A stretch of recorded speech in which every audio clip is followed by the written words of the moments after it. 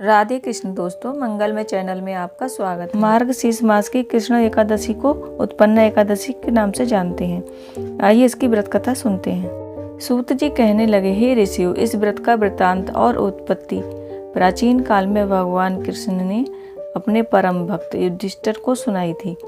वही मैं तुमसे कहता हूँ। एक समय युधिष्ठिर ने भगवान से पूछा था कि एकादशी व्रत किस विधि से किया जाता है और उसका क्या फल प्राप्त होता है। उपवास के दिन जो क्रिया की जाती है, आप कृपा करके मुझसे कहिए।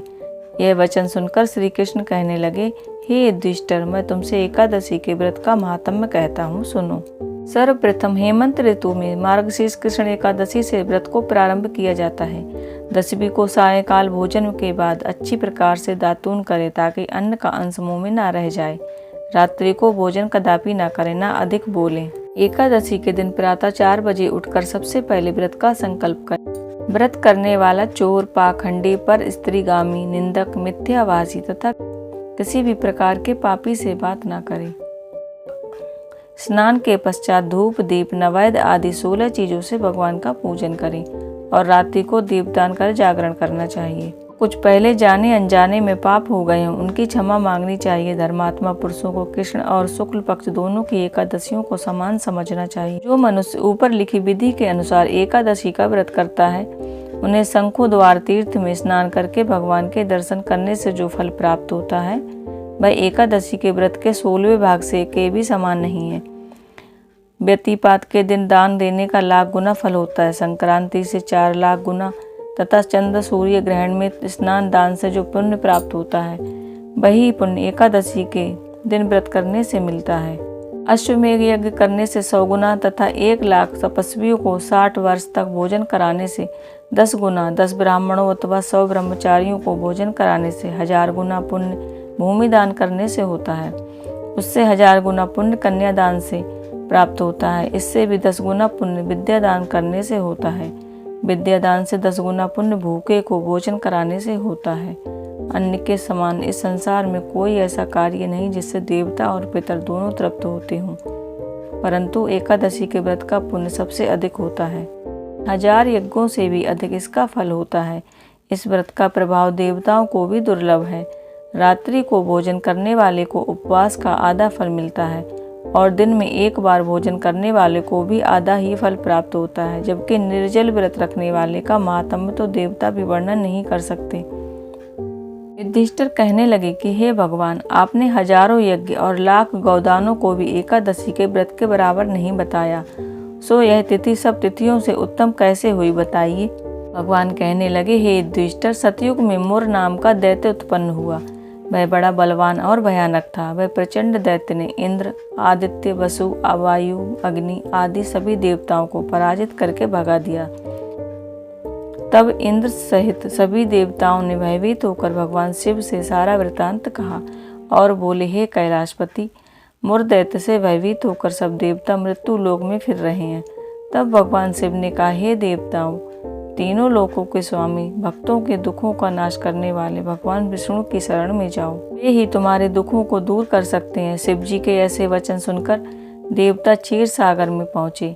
वहाँ भगवान को शयन करते देख हाथ जोड़कर उनकी स्तुति करने लगे कि हे देवताओं द्वारा स्तुति करने योग्य प्रभु, आपको बारंबार नमस्कार है। देवताओं की रक्षा करने वाले मधुसूदन, आपको नमस्कार है। आप हमारी रक्षा करें। दैत्यों से भयभीत होकर हम सब आपकी शरण में आए हैं। आप इस संसार के कर्ता, माता पिता, उत्पत्ति और पालन कर्ता और संहार करने वाले हैं। सबको शांति प्रदान करने वाले हैं। आकाश और पाताल भी आप ही हैं। सबके पितामह ब्रह्मा, सूर्य, चंद्र, अग्नि, सामग्री, होम, आहुति, तंत्र, मंत्र, यज्ञ, यजमान, यज्ञ, कर्मकर्ता, भोक्ता भी आप ही हैं। आप सर्वव्यापक हैं। आपके सिवा तीनों लोकों में चर तथा अचर कुछ भी नहीं है। हे भगवान, दैत्यों ने हमको जीतकर स्वर्ग से भ्रष्ट कर दिया है और हम सब देवता इधर उधर भागे भागे फिर रहे हैं। आप उन दैत्यों से हम सबकी रक्षा कीजिए। इंद्र के ऐसे वचन सुनकर भगवान विष्णु कहने लगे, हे इंद्र, ऐसा मायावी दैत्य कौन है जिसने सब देवताओं को जीत लिया है? उसका नाम क्या है और उसमें कितना बल है? उसके कितने आश्रय हैं तथा उसका स्थान कहाँ है, ऐसा मुझसे कहो। भगवान के ऐसे वचन सुनकर इंद्र बोले, भगवान, प्राचीन समय में एक नाड़ी जंग नामक राक्षस था। उसके महापराक्रमी और लोक विख्यात मुर नाम का एक पुत्र हुआ। उसकी चंद्रावती नाम की नगरी है। उसी ने सब देवताओं को स्वर्ग से निकालकर वहां अपना अधिकार जमा लिया है। उसने इंद्र, अग्नि, वरुण, यम, वायु, ईश, चंद्रमा, नैत्रिक आदि सबके स्थान पर अधिकार कर लिया है। सूर्य बनकर स्वयं ही प्रकाश करता है, स्वयं ही मेघ बन बैठा है और सबसे अजय है। हे असुर निकंदन, उस दुष्ट को मारकर देवताओं को अजय बनाइए। यह वचन सुनकर भगवान ने कहा, हे देवताओं, मैं शीघ्र ही उसका संहार करूंगा।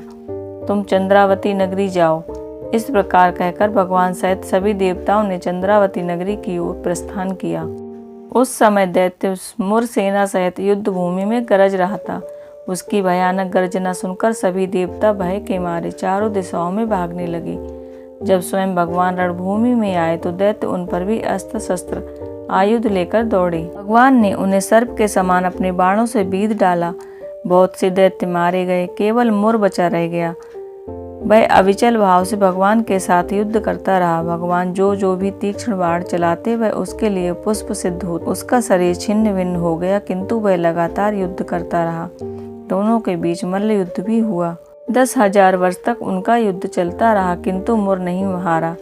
थककर भगवान बद्रिकाश्रम चले गए। वहाँ हेमवती नामक सुंदर गुफा थी। उसमें विश्राम करने के लिए उसके अंदर भगवान ने प्रवेश किया। यह गुफा 12 योजन लंबी थी और उसका एक ही द्वार था। भगवान विष्णु वहाँ योग निद्रा की गोद में सो गए।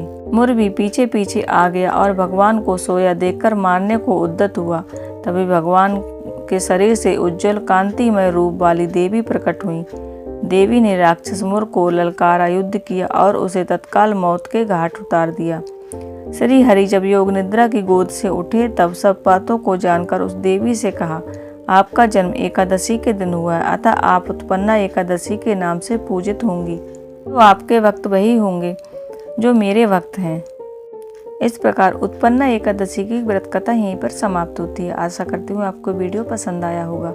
अगर आपको वीडियो पसंद आया है तो मेरे चैनल से जुड़ने के लिए मेरे चैनल को सब्सक्राइब करें, बेल नोटिफिकेशन प्रेस करें। राधे कृष्ण।